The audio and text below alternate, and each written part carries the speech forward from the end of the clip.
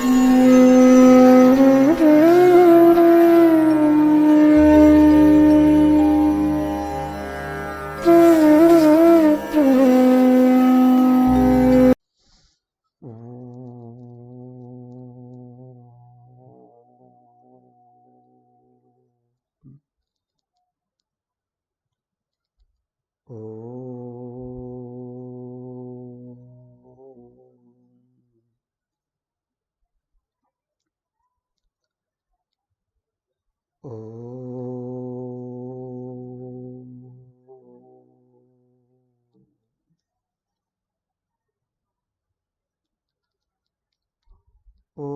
సహనావవతు సహనౌ భునక్తు సహ వీర్యం కరవావహై తేజస్వినావధీతమస్తు మా విద్విషావహై.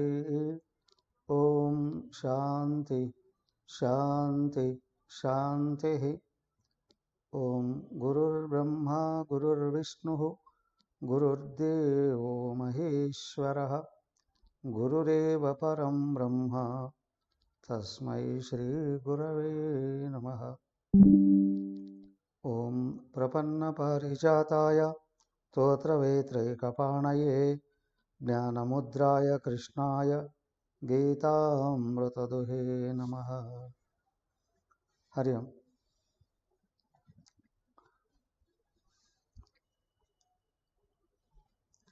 అందరికీ హరి ఓం. 3 రోజులుగా కొంచెం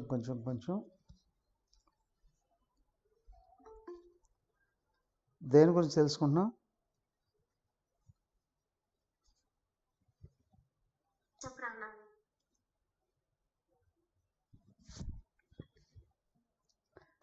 దేని గురించి తెలుసుకుంటున్నాం? ఇంకా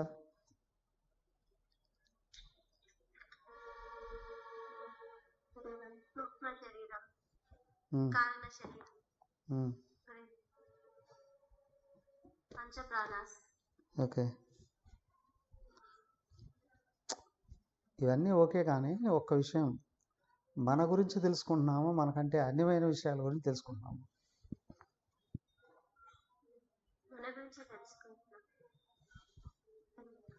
అందరిలో రియాక్షన్ ఏంటి?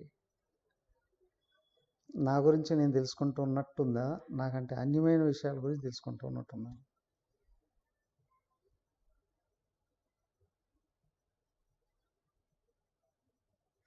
భాగ్యలక్ష్మి గారు,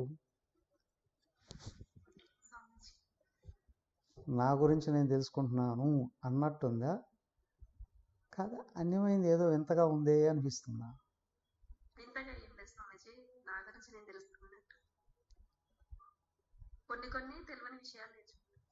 ఓకే. అక్షయ, నీ పేరు అక్షయనా? అర్థం అవుతుందా?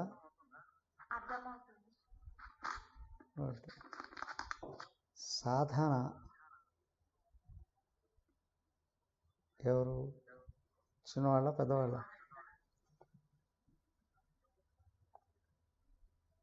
శ్రీలత,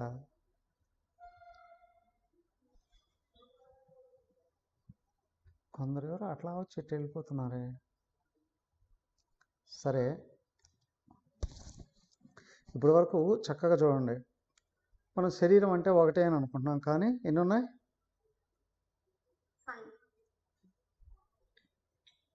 శరీరాలు.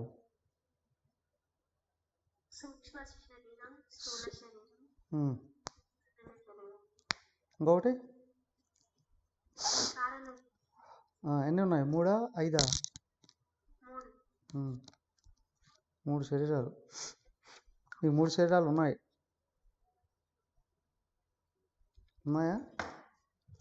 మొదటి 2 తెలుస్తాయి, మూడవది గుర్తించాలి. మూడవ దానిలో ఉన్న కర్మఫలాలను బట్టి స్థూల దేహం, దాంట్లో ఉన్న గుణాలను బట్టి మనస్సు, అందులో ఉన్న జ్ఞానాన్ని బట్టి బుద్ధి ఉంటుంది. కొంతమందికి శరీరం బలిష్టంగా ఉన్న మనసు వీక్గా ఉంటుంది, అసలు బుద్ధి ఉండదు. కొంతమంది శరీరం అందంగా ఉన్న మనసు దుష్టత్వంతో నిండిపోయి ఉంటుంది, బుద్ధి సగం సగమే పనిచేస్తుంది. కొంతమందికి శరీరం అంత ఆకర్షణగా లేకపోయినా మనసు మధురంగా ఉంటుంది కదా, బుద్ధి చాలా గొప్పగా ఉంటుంది. అవునా? ఇవన్నీ కలిపి అక్కడ ఉంటాయి కారణ శరీరంలో. కర్మ ఫలాలు, గుణాలు, జ్ఞానం. ఓకే, అయితే ఇంతవరకు వచ్చాము. దానికి వెనకల ఇవన్నీ కలిగిన వాడిని యజమాని అంటారు, వాడినే వ్యక్తి అంటారు. వ్యక్తి ఎవరు? ఇక్కడ భూమి మీద అనేక రకాల జీవరాశులు ఉన్నాయి. శాస్త్రం చెప్తుంది 84 లక్షల రకాల జీవరాశులు ఉన్నాయని. రకాలు, ఇన్సెక్ట్స్, క్రిములు, కీటకాలు, అవునా, వృక్షాలు, లతలు, గడ్డి రకాలు, మొక్కలు, పక్షులు, పశువులు, మానవులు అందరిని కలిపి 84 లక్షల రకాలు అంటారు. కానీ ఇక్కడ ఒక్క మానవుడికే అన్ని రకాల జ్ఞానం పనిచేస్తుంది. ప్రతి జీవిలో క్వాలిటీస్ ఉంటాయి. అవునా? ఆవు అంటూనే మనం సాధు జంతువు, భారతదేశంలో ఆవుని దేవతగా పూజిస్తారు కదా. అది నిజంగానే అంత గొప్పగా వ్యవహరిస్తుంది, జీవిస్తుంది. అవునా? గేదె అంటూనే దీనికి ఆపోజిట్గా కనిపిస్తుంది కదా. సింహం అత్యంత గొప్పది, బట్ క్రూయల్ ఎనిమల్.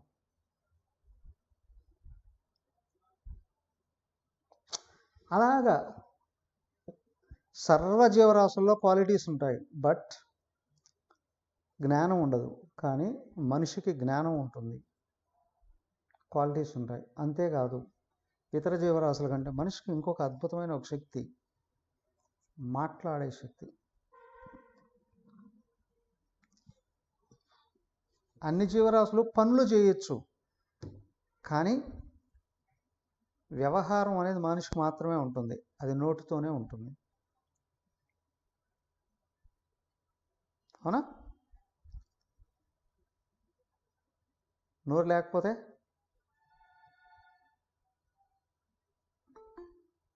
వ్యవహారాలు చేయడం కష్టం కదా. నోరు అనేది ఒక ప్రత్యేకమైన శక్తి, బుద్ధి అనేది అతి అద్భుతమైన శక్తి. ప్రపంచాన్ని నడపాలంటే నోరు కావాలి కదా. మానవుడు అంచెలంచెలుగా ఎదిగి భగవంతుడు శక్తిని, జ్ఞానాన్ని గుర్తించి అందుకోవాలి అని అంటే బుద్ధి ఉండాలి. సృష్టి రహస్యాలన్నీ బయటికి తీయాలి సైంటిస్ట్ బుద్ధితోనే. సమస్యలు తొలగించుకోవాలంటే బుద్ధితోనే. ఉన్నత స్థాయిని పొందాలి అంటే బుద్ధితోనే. కాబట్టి ఎదుగుదల అనేది బుద్ధి మీద ఆధారపడి ఉంటుంది కదా. అయితే శరీరం, ఇంద్రియాలు, మనసు, బుద్ధి, ప్రాణాలు అన్నీ కలిగిన వ్యక్తి ఎవరు? వేదాలలో చెప్తారు, ఈ వ్యక్తి అనేవాడు ఒక్కడేనండి, అందరిలో ఉన్నవాడు. ఇలాగా బల్బులు అనేకం, కరెంట్ ఒకటే.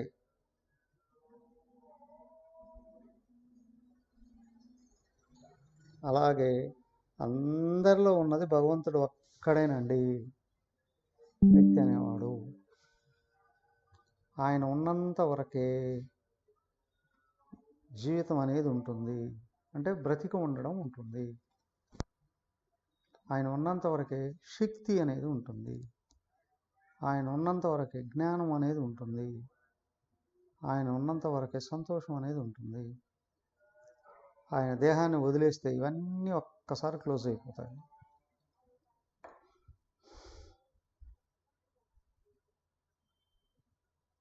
ఎలా గుర్తించాలి? సింపుల్, ఏం లేదు. ఆయన లోపల ఉన్నప్పుడు బయటికి తొంగి చూసి నేను నేను నేను అని వ్యవహరిస్తాడు. అవునా? నువ్వెవరంటే ఫస్ట్ నేను అంటాం, ఆ తర్వాత శరీరానికి ఉన్న పేరు చెప్తావు కదా. ఆ తర్వాత ఉన్న మనస్సులో ఉన్న భావాలు, మతము, కులము, గోత్రము కదా, తర్వాత జెండర్, ఇవన్నీ చెప్తాం. ఆ తర్వాత బుద్ధిలో ఉన్న జ్ఞానము, అది నిర్వహించే వృత్తి, ఇవన్నీ కూడా వ్యక్తమైతే తర్వాత నేనా అండి, ఫస్ట్ నా పేరు, నా ఊరు, నేను ఫలానా కుటుంబానికి సంబంధించిన వాడిని, ఫలానా మతం వాడిని, ఫలానా కులం వాడిని అని రాసుకుంటారు కదా, చెప్పుకోవాలి కదా. ఫలానా గోత్రము, తర్వాత నేను చేసే పని ఏంటి అని, ఇవన్నీ తర్వాత నేను కామన్ కదా ప్రతి జీవిలో. ఒక్క మానవుళ్ళైనా కాదు, ఏ జీవరాశిలో అయినా కూడా ఇది ఉంటుంది సూక్ష్మంగా. కొన్ని వ్యక్తం చేస్తే కొన్ని వ్యక్తం చేయలేవు. ఫర్ ఎగ్జాంపుల్, దారిలో పోతున్నావు, ఒక్కొక్క పక్కన ఉంది, రాయితో కొట్టావు, ఏమంటుంది? దాని భాషలో అది ఉంటుంది, నన్ను ఎందుకు కొట్టావు, నా మీదకి వస్తే పీక్తా. ఓ పాము రాయేసాం అనుకోండి, బస్సు నన్ను ఎందుకు కొట్టావు, తిరగబడుతుంది. అవునా? ఓ పశువు ఏదో దాని మీద రాయిస్తే తిరగబడుతుంది, సరే, లేదా భయపడి వెళ్ళిపోతుంది. అమ్మో నాకు భయం అవుతుంది, నాకు కష్టం అవుతుంది. ఈ నేను అనేది కామన్గా ప్రతి జీవిలో ఉంటుంది. ఈ నేను అనేది బయటికి వెళ్ళిపోతే వ్యక్తి చనిపోయినట్లు నిర్ధారణ చేస్తారు.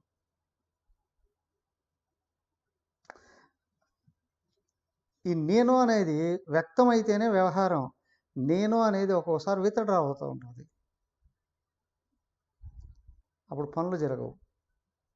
నిద్ర, నేను అనేది వ్యక్తం కాదు. అవునా?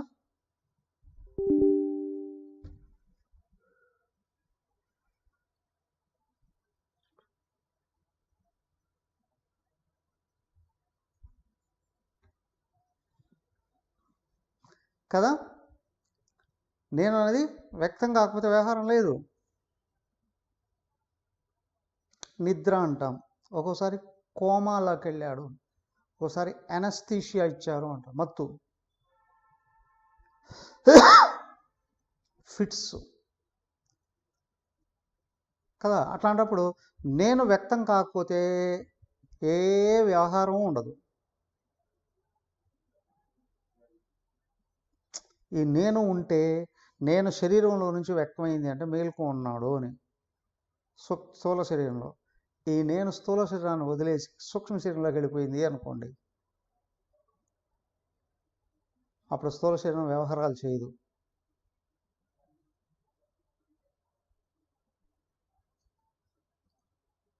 కదా, లోపల ఆలోచించుకుంటూ ఉంటారు, కళ్ళకంటూ ఉంటారు, కళలు కంటూ ఉంటారు.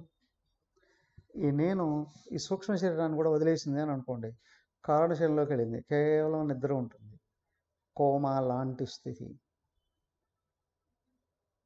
ఆ నేను మళ్ళీ సూక్ష్మ శరీరంలోకి వచ్చింది, కళలు కనడం ఉంటుంది, స్థూల శరీరంలోకి వచ్చింది, వ్యవహారాలు చేయడం ఉంటుంది.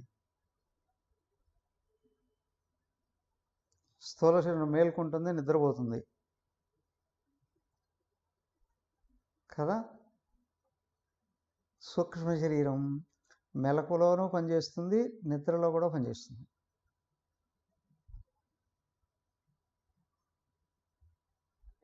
మేల్కొన్నాం, కళ్ళతో చూస్తాం, చెవులతో వింటాం, నోటితో మాట్లాడతాం, చేతులతో పనిచేస్తాం, కాళ్ళతో పనిచేస్తాం. నిద్రపోయాం, కాళ్ళు చేతులు కళ్ళు ఇంకేం పని చేయవు, కానీ కళలు కంటున్నాగా అన కదా. కళలను చూస్తాం, కళల్లో వింటాం, కళల్లో చేస్తాం, కళల్లో తింటాం, కళ వ్యవహరిస్తాం. తర్వాత మేల్కొన్న తర్వాత కళలో ఏం జరిగిందో సగానికి సగమైన గుర్తుంటుంది. అయితే స్థూల శరీరం పడుకుంటుంది, మేల్కొంటుంది, సూక్ష్మ శరీరం ఈ రెండు అవస్థల్లో ఉంటుంది కదా.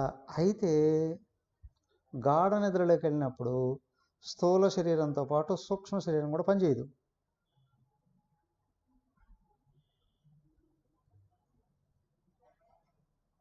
ఆలోచనలు వెళ్ళేవుగా గాఢ నిద్రలో. ఎక్కడికో వెళ్ళాం, కొత్త ఊరు, తిరిగి వచ్చి పడుకున్నాము 2-3 గంటలు నిద్రపోయాం. 2 నిమిషాల్లాగా అనిపిస్తుంది. ఎంత మంచి నిద్ర పట్టిందండి. ఏం చూసావు గాఢ నిద్రలో? ఏం చూడలేదు, ఏం వినలేదు, ఏం చేయలేదు, ఏం తినలేదు, ఎక్కడున్నావో కూడా తెలియలేదు. కానీ ఇవన్నీ వ్యవహారాలు లేవు అనే విషయం తెలుసు, అవునా? గాఢ నిద్రలో మేల్కొంత తర్వాత చెప్తాం కదా, ఎంత హాయిగా. అక్కంటే నువ్వు ఉన్నావా లేవా? గాఢ నిద్రలో ఉన్నావా లేవా? నువ్వు ఎంత హాయిగా, ఎంత ప్రశాంతంగా నిద్రపోయావు అని ఇతరులు చెప్తారా, మనమే చెప్తామా? ఇతరులు ఏం చెప్పగలరు? గురు పెట్టావురా అంటారు, అంతే కదా. లోపల కళలు ఉన్నాయా, ప్రశాంతంగా ఉన్నానా నాకే తెలుసు, అవునా? కళలు ఉన్నాయి, సూక్ష్మ శరీరం కళలు కూడా లేవు, హాయిగా నిద్రపోయాను. లేచిన తర్వాత చెప్తా, అహం కిమపి నజానామి మయా సుఖేన నిద్ర అనుభూయత. నాకేం తెలియలేదండి, అబ్బా ఎంత హాయిగా నిద్రపోయానండి. నిద్ర కూడా ఒక క్రియే, కానీ అక్కడ స్థూల సూక్ష్మ శరీరాలు నిద్రపోయాయి, కానీ ఆ విషయం నీకు తెలుసు. స్థూల శరీరం పనిచేయలేదు, సూక్ష్మ శరీరం కూడా పనిచేయలేదు అనే విషయం నీకు తెలుసు. అంటే ఉంటే తెలుసా, లేకుంటే తెలుసా? అక్షయ, ఏదైనా ఒక విషయం మనం ఉంటే తెలుస్తుందా, లేకుంటే తెలుస్తుందా? కదా. సో అక్కడ కూడా నువ్వు ఉన్నావనేగా. స్థూల శరీరం లేదు, సూక్ష్మ శరీరం లేదు, కానీ నేను ఉన్నా. ఆ నేను, ఓకే మ్యూట్లో పెట్టు. ఆ నేను సాక్షాత్తు ఆయనే అనేది శాస్త్రం చెప్తుంది. దానికే వేదంలో, యజుర్వేదంలో, శుక్ల యజుర్వేదంలో ఒక మహావాక్యం, అహం బ్రహ్మ అస్మి, నేను పరమాత్మను అయ్యున్నాను. తెలుస్తుంది, ఎవరికైనా తెలుస్తుంది.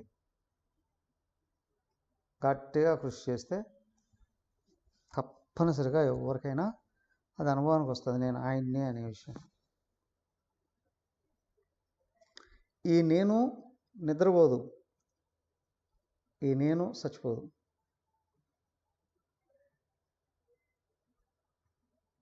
ఈ నేను శరీరంలో ఉంటే బతికున్నాము, ఈ నేను శరీరాన్ని వదిలితే శరీరం చచ్చిపోతుంది. ఈ నేను స్థూల శరీరంలోకి వస్తే మెలకువ అంటాం, ఈ నేను స్థూల శరీరాన్ని వదిలేస్తే నిద్ర అంటాం, ఈ నేను సూక్ష్మ శరీరంలో కూర్చొని కలల కంటే కదా స్వప్నం అంటాం. ఈ నేను ఇది కూడా వదిలేదు, కారణ శరీరంలోకి వెళితే గాఢ నిద్ర అంటాం. మూడిట్లోనూ ఉంటుంది నేను. ఎందుకు అంటే మెలకువలో ఉన్న విషయాలు తెలుసుకునేవాడు ఒకడే కదా. వీడు కళలోకి వెళ్ళినప్పుడు మెలుకునేవాడు లేడు, కళలో విషయాలు తెలుసుకునేవాడు వాడొకడే. ఆ తర్వాత గాఢ నిద్రలోకి వెళ్ళిన తర్వాత ఇవి రెండు కూడా మైనస్ అయిపోతాయి, అక్కడ అనుభవం కూడా వీడికే వస్తుంది, వీడు ఒక్కడే. ఫర్ ఎగ్జాంపుల్, మీకు 3 ఇళ్ళు ఉన్నాయనుకోండి, ఒక ఇంటిని ఫ్యామిలీ జీవించడానికి ఉపయోగించుకున్నారు, ఒక ఇంటిని షాప్గా ఉపయోగించుకున్నారు, ఇంకొక ఇంటిని ఆఫీస్గా ఏదో ఉపయోగించుకున్నారు. 3 ఇండ్లు ఉన్నాయి. ఈ 3 ఇండ్లు మీవే, ఒక ఇల్లు ఇంకొక ఇంట్లోకి రాలేదు కదా. కానీ 3ఇంటికి యజమాని అయిన నువ్వు 3 ఇండ్లలోకి తిరగలవు,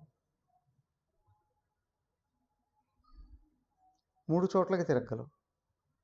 కొద్దిసేపు ఇంట్లో తిని పడుకుంటావు, కొద్దిసేపు షాప్లోకి వెళతావు, కొద్దిసేపు ఆఫీస్కి వెళతావు, అవునా కదా. నువ్వు 3 చోట్లకి వెళ్ళగలవు, అవునా.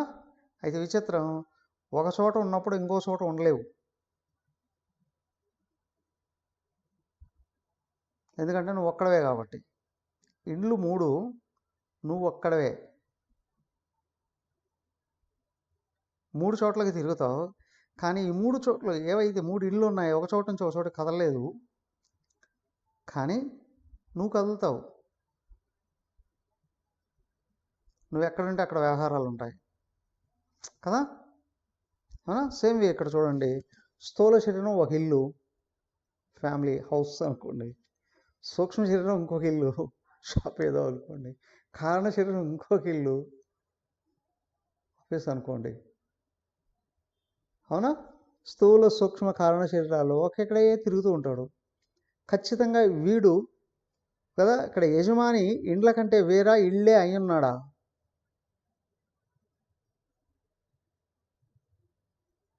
ఖచ్చితంగా అన్ని ఇండ్ల కంటే వేరుగా ఉన్నాడుగా.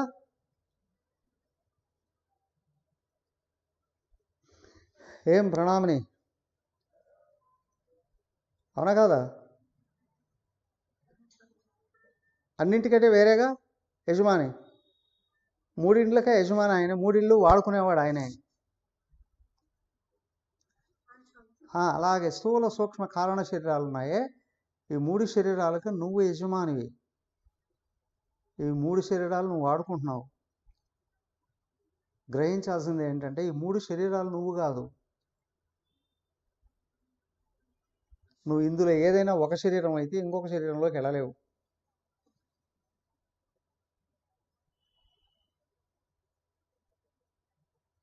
అవునా? ఒక ఇంట్లో ఇంకొక ఇంట్లోకి వెళ్ళలేదు. ఇక్కడ వ్యక్తి 3 చోట్ల కంటే వేరుగా ఉన్నాడు. ఈ 3ంటిని వాడుకుంటున్నాడు. కేవలం కారణ శరీరంలో ఉంటే గాఢ నిద్ర, సూక్ష్మ శరీరంలో ఉంటే కళ, స్థూల శరీరంలో కూడా వచ్చాడా, అప్పుడు 3 ఉంటాయి. 3 నుంచి బయటకు వస్తాడు. ఫస్ట్ కారణ శరీరం, గేట్, మెయిన్ గేట్ లోపల గర్భగుడి ద్వారంలాగా, అందులో నుండి సూక్ష్మ శరీరంలోకి వస్తాడు. సూక్ష్మ శరీరంలో నుండి స్థూల శరీరంలోకి వస్తాడు. స్థూల శరీరం నుంచి మళ్ళీ సూక్ష్మ శరీరంలోకి వెళ్తాడు. సూక్ష్మ శరీరంలో నుంచి మళ్ళీ కారణ శరీరంలోకి వెళ్తాడు.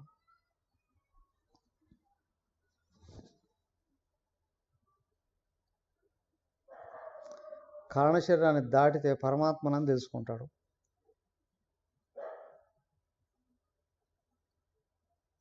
అనుభవం. కానీ స్థూల శరీరంలో నుండే అసలు ఈ నువ్వు ఎవరో శాస్త్రజ్ఞానాన్ని పొందాలి.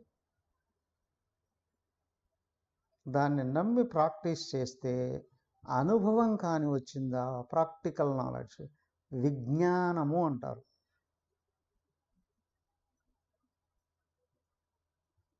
ఏమండి తనెవరో తెలిస్తే మళ్ళీ ఉంటాడా ఇక్కడ? ఇళ్లలో అజ్ఞానులే ఉంటారా, జ్ఞానులు కూడా ఉంటారా? ఉంటారుగా. కానీ అజ్ఞాని వ్యవహారం వేరు, జ్ఞాని వ్యవహారం వేరు. అన్నీ సంపాదించి ఇంటిని పోషించేవాడు ఇంట్లోనే ఉంటాడు. ఏ పనికొచ్చే పని చేయకుండా బడద్దాయిలాగా ఉండేలేదో పనికిమాల పని చేసేవాడు కూడా అదే ఇంట్లో ఉంటాడు. కానీ ఒకడు గౌరవించబడతాడు, ఇంకొకడు అవి లేకుండా బతుకుతాడు కదా. ఈ విజ్ఞానవంతుడి మీద శరీరం ఆధారపడుతుంది. అవునా? తెలివైన వాడు గృహాన్ని నడుపుతూ ఉంటే ఆడి మీద మిగతా వాళ్ళందరూ ఆధారపడ్డట్టు. కానీ బడుద్దాయి ఉన్నాడు, వాడు ఇంటిని ఆధారం చేసుకున్నాడు.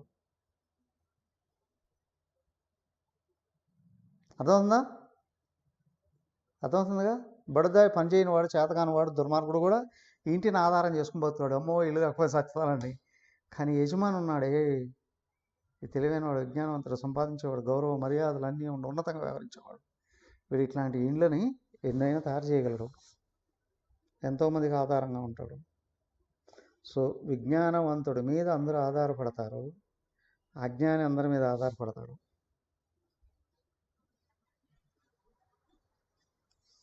సింపుల్.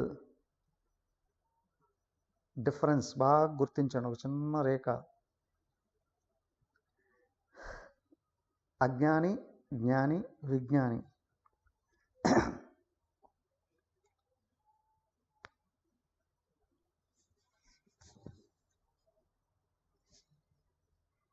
ప్రపంచమో తెలియదు, వ్యవహారమో తెలియదు, తన గురించే తనకు అసలే తెలియదు అజ్ఞాని. ప్రపంచమో తెలుసు, వ్యవహారమో తెలుసు, విషయాలు కూడా తెలుసు జ్ఞాని. అంతేకాదు ఆత్మజ్ఞానం కూడా తెలిసి శరీరాలకు అతీతంగా తనెవరో గుర్తుంచుకున్నవాడు విజ్ఞాని.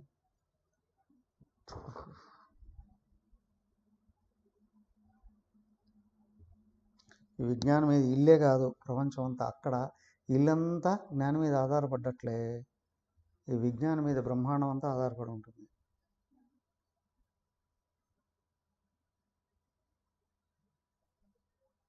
విజ్ఞానం మీద ప్రపంచం అంతా ఆధారపడి ఉంటుంది, బ్రహ్మాండం అంతా ఆధారపడి ఉంటుంది.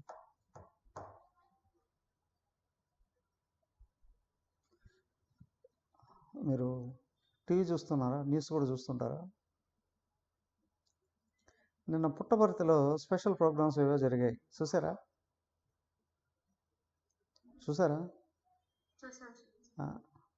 ఏం అక్షయ చూడలేదా? న్యూస్ చూడరా? చూడండి అప్పుడప్పుడు. అందరికి ఇష్టమైన ఒక అమ్మాయి వచ్చింది అక్కడికి. ఎవరు?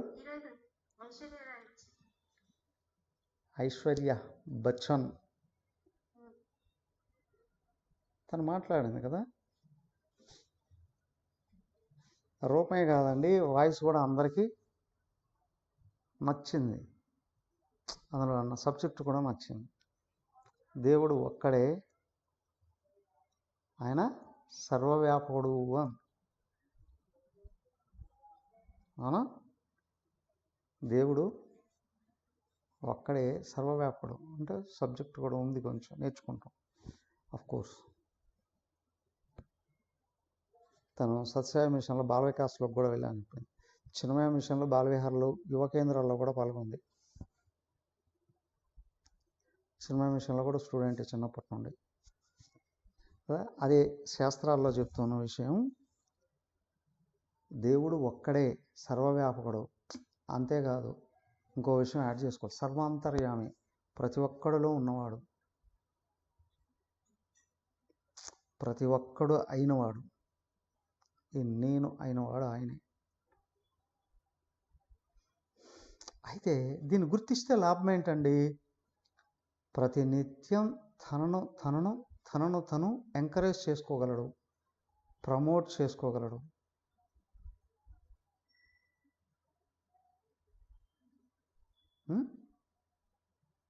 గైడ్ చేసుకోగలడు,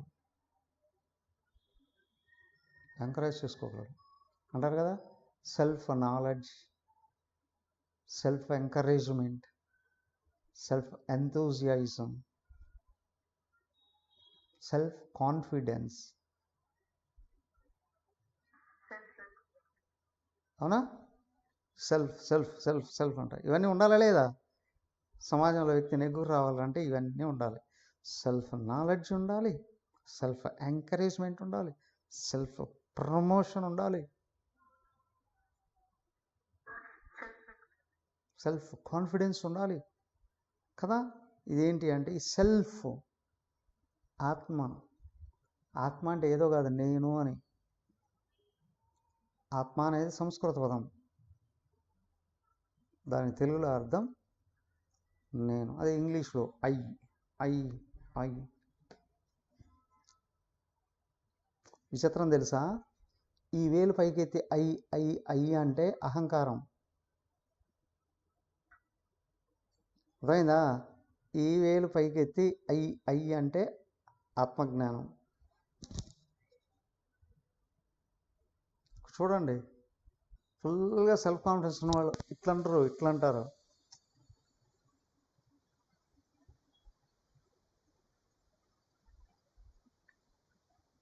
విచిత్రాలు ఇందులో ఉంటాయి. బాగా గమనించండి. మన గుండె ఎంత ఏ సైజులో ఉంటుంది? పిడికిలి బిగించి బొటన వేలు లోపల పెడితే, అవునా? ఎవడి పిడికిలంతా గమనించి చూడండి, ఎవడి పిడికిలంతా వాడి గుండె ఉంటుంది అని. కానీ ఈ గుండె ఉండాలి అంటే లోపల బొటన వేలు ఉండాలి. అదే ఆత్మ.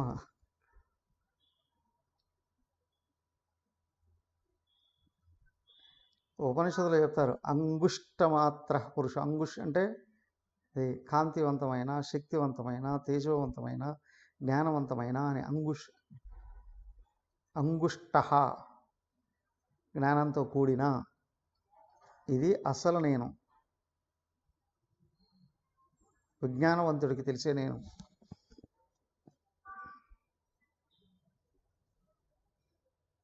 ఓకే, ఈ నేనును కొంచెం కొంచెమైనా తెలుసుకునే కొద్దీ నిరుత్సాహం వెళ్ళిపోతుంది, ఉత్సాహం పెరుగుతుంది, నీరసం వెళ్ళిపోతుంది, శక్తి పెరుగుతుంది, కన్ఫ్యూజన్ వెళ్ళిపోతుంది, క్లారిటీ పెరుగుతుంది, దుఃఖం తగ్గుతుంది, ఆనందం పెరుగుతుంది. బాగా గమనించి చూడండి. ఒక్కసారి వెళ్ళిపోవు.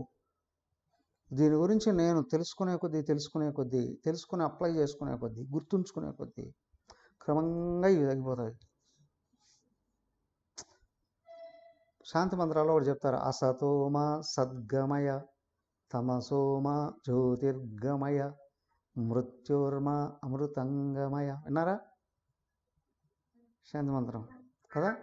అసతోమ సద్గమయ అంటే అసత్తు అజ్ఞానం లేని దాని నుండి, సద్గమయ సత్గమయ ఉన్నదానిలోకి ప్రవేశించు, లేని దాని నుండి ఉన్న దాంట్లోకి, అశాశ్వతమైన దాని నుండి శాశ్వతమైన దానిలోకి ప్రవేశించు.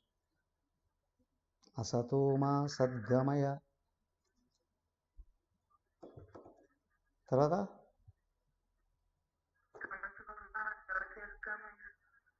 దేని నుండి? చీకటి నుండి వెలుగులలోకి ప్రవేశించు.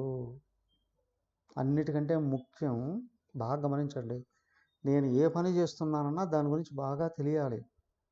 నేను ఎవరితో వ్యవహరిస్తున్నానన్నా నా చుట్టూ ఉన్న వాళ్ళ గురించి కూడా నాకు బాగా తెలియాలి. అన్నిటికంటే ముందు నేనెవరో నాకు తెలియాలి.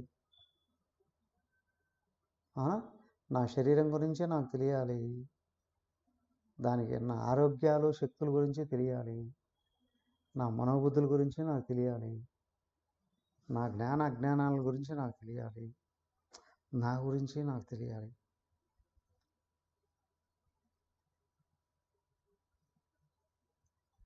చీకటి నుండి వెలుగులలో ప్రవేశించు.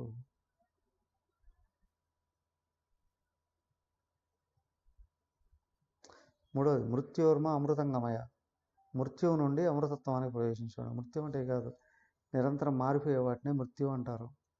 మార్పులు లేని దాన్ని అమృతం అంటారు. అమృతం చావు లేనిది. నేను అనేదానికి చావు లేదు, నేను అనేది నిద్రపోదు, నేను అనేదానికి శక్తి పోదు, నేను అనేదానికి దుఃఖం లేదు. ఈ నేను రియలైజ్ అంటే తెలుసుకునే కొద్దీ దుఃఖం వెళ్ళిపోతుంది, భయం వెళ్ళిపోతుంది, నీరసం వెళ్ళిపోతుంది, అవునా, పరిమితులు వెళ్ళిపోతాయి, నిరుత్సాహం, అన్ని విషయాల్లో పాజిటివ్నెస్ బయటకు వస్తుంది. ఈ నేనను గురించి చెప్పేదే వేదం. వేదం సారం ఉపనిషత్తులు, ఉపనిషత్తుల సారం భగవద్గీత, భగవద్గీతకు ఎక్స్ప్లెనేషన్స్ ఇతిహాసాలు, పురాణాలు, ధర్మశాస్త్రాలు. అర్థమైందా కదా? నేను గురించి తెలుసుకోవాలా లేదా?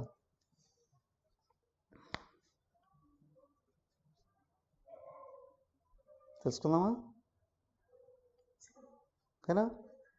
సో ఇప్పుడు చెప్పండి, క్వాలిటీస్ గురించి కావాలనా, లేదా నేను చేసే పనిలో క్లారిటీ, నా ఇంద్రియ మనోబుద్ధుల మీద క్లారిటీ, నా మనసును నిగ్రహించుకునే విషయంలో క్లారిటీ, అలాగే యోగశక్తులను పెంచుకోవడంలో క్లారిటీ, అలాగే ఆత్మకు సంబంధించిన జ్ఞానం పెంచుకోవడంలో క్లారిటీ, బుద్ధికి సంబంధించిన జ్ఞానంలో పెంచుకోవడం క్లారిటీ, వీటన్నిటినీ కూడా దేన్ని నిగ్రహించి దేన్ని పెంచుకోవాలి అనే విషయాలను కూడా తెలియపరిచేది 6వ అధ్యాయం ఆత్మ సంయమ యోగం. ఇది కావాలా, లేక క్వాలిటీస్ని గ్రహించి వాటిని మార్పు చేసుకుంటే శరీర మనోబుద్ధుల్ని మార్చుకోవచ్చు, ఇది కావాలా?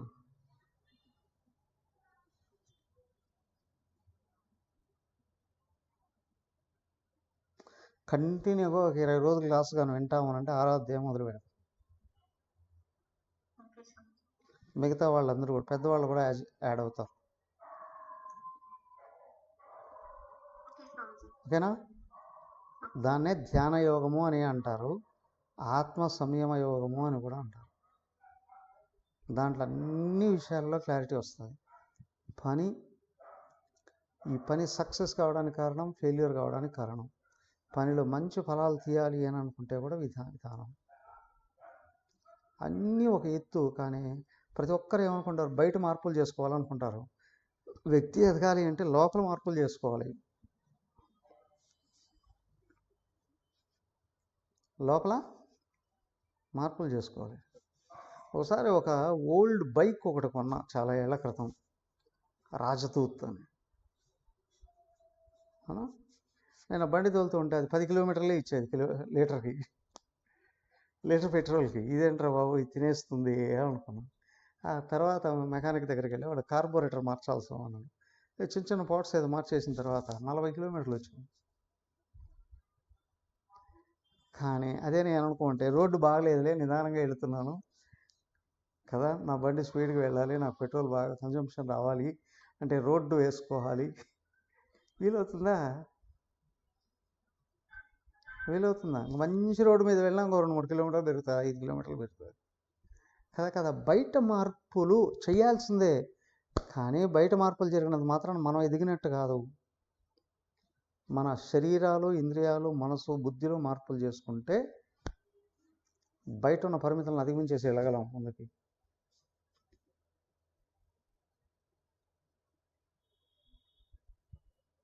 అవునా? కాబట్టి ఎప్పుడు ఎక్కడ ఏం ఎదురైనా కొద్దిసేపు కామ్గా కూర్చొని పక్కకి వెళ్ళి కొద్దిసేపు దేవుని తలుచుకొని నాలో ఏం మార్పు చేసుకోవాలనో తెలుసుకొని మార్పు చేసుకున్నారు అంటే ఆ వ్యక్తి అద్భుతంగా ఎదిగి ముందుకు వెళ్ళిపోతాడు.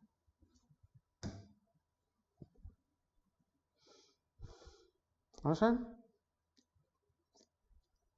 అది 6వ అధ్యాయం ఆత్మ సంయమ యోగం. ఆలోచనలను నిగ్రహించి లోపల శరీర ఇంద్రియ మనోబుద్ధులను సరిచేసుకొని వాటికన్నిటికీ శక్తి కేంద్రం, జ్ఞాన కేంద్రం భగవంతుడు. ఆయనతో కాంటాక్ట్ పెంచుకుంటూ ప్రపంచంలోకి వెళ్ళేవాడు నిదానంగా వెళ్ళిన ప్రతి పనిలో సక్సెస్ అవుతాడు.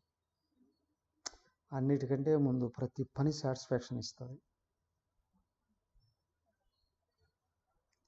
వ్యక్తి ఎదగాలి అంటే తిన్న దాంట్లో సాటిస్ఫై కావడం కాదు, చేసే దాంట్లో సాటిస్ఫై కావాలి. పనిచేసే కొద్దీ ఫలం వస్తుంది, పనిచేసే కొద్దీ గౌరవం వస్తుంది, పనిలో మంచిని పెంచే కొద్దీ గౌరవం వస్తుంది. ఈ సక్సెస్ గౌరవం అందే కొద్దీ ఇన్స్పిరేషన్ వస్తుంది.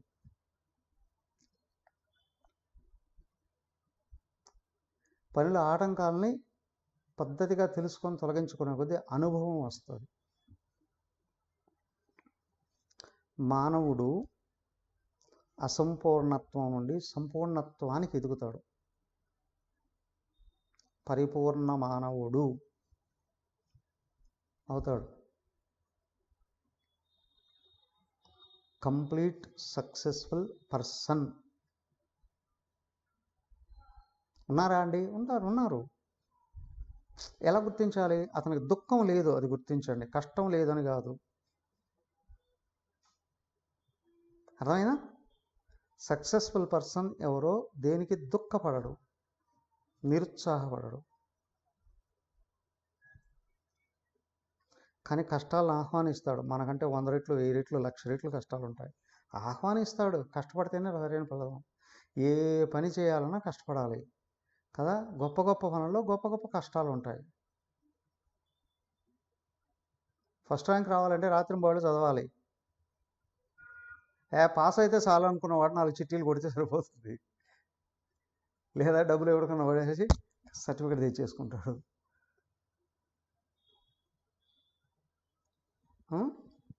సో కష్టపడే కొద్దీ ఫలం.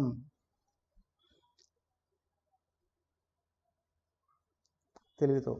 సరే, వాటి గురించి రేపు తెలుసుకుందాం. ఓకేనా? 6వ అధ్యాయం కదా.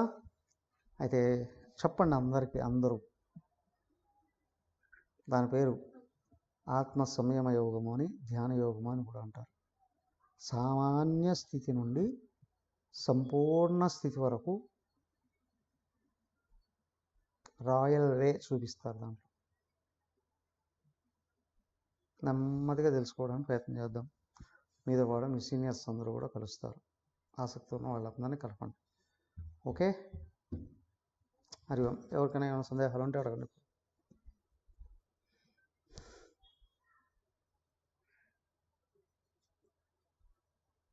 భాగ్యలక్ష్మి గారు మధ్య వంట చేస్తున్నారా?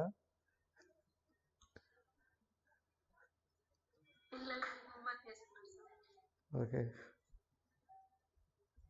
రేపటి నుండి ఈ 40-45 మినిట్స్ ఏదో ఒకటి అప్పచెప్పడమో లేదా మీ ఇంట్లో ఎవరికైనా అప్పచెప్పడమో చేయండి. మీరు వినే కొద్దీ మీరు ఎదుగుతూ ఉంటారు. పిల్లల్ని ఇంకా అద్భుతంగా పెంచవచ్చు. ఓకే? ఎవరికైనా ఏమైనా సందేహం?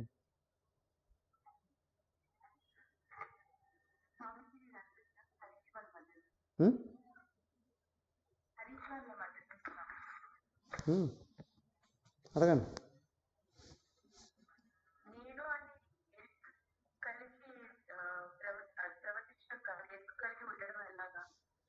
అర్థం కాల, వినిపించాల సరిగా.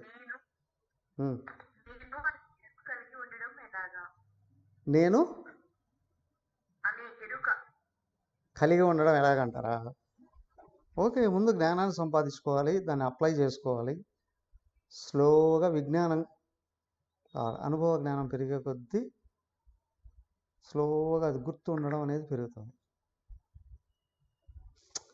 ఒక చిన్న ఎగ్జాంపుల్ చెప్తా మీకు సంబంధించింది. అవునా? చూడండి. అరే మీ అమ్మ వైపు చెప్పరా ఫోన్. ఫర్ ఎగ్జాంపుల్, ఒక అమ్మాయి పుట్టినప్పుడు తండ్రి గారి గోత్రం ఉంటుంది, తల్లిదండ్రులు పెట్టిన పేరు ఉంటుంది కదా. పెళ్ళి అయిపోయింది, గోత్రం మారిపోతుంది, ఇంటి పేరు కూడా మారిపోతుంది. ఒక్కొక్కసారి సొంత పేరు కూడా మారుస్తారు కదా. అయితే పెళ్ళి అయినప్పటికీ కూడా పాత పేరు, పాత ఇంటి పేరు, పాత గోత్రము కొద్ది రోజులు గుర్తొస్తూ వస్తాయి. కానీ వాంటెడ్గా జాగ్రత్తగా మార్పు చెందుతూ వస్తారు. మీ గోత్రం ఏంటంటే ఆలోచించి చెప్తారు. నా గోత్రం ఇప్పుడు ఇది కదా, ఇది నా ఇంటి పేరు ఏది, ఇది నా పేరు ఇది కదా.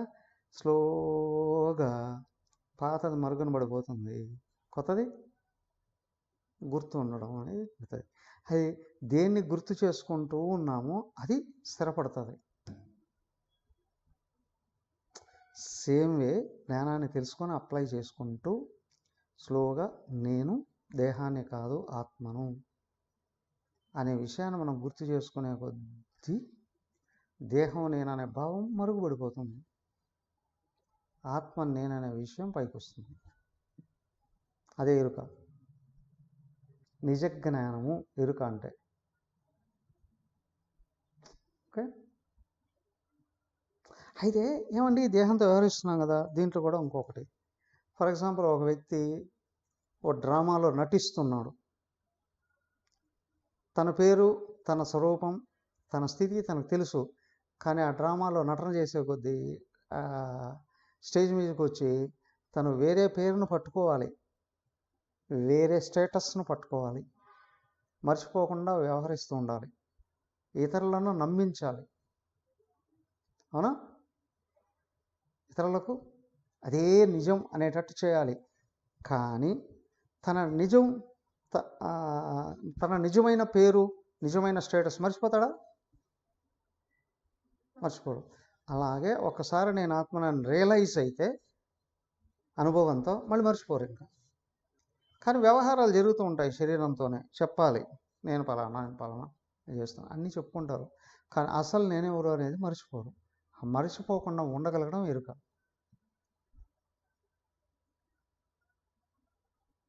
అసలు ఓకే, ఇంకా ఎనీథింగ్ మోర్?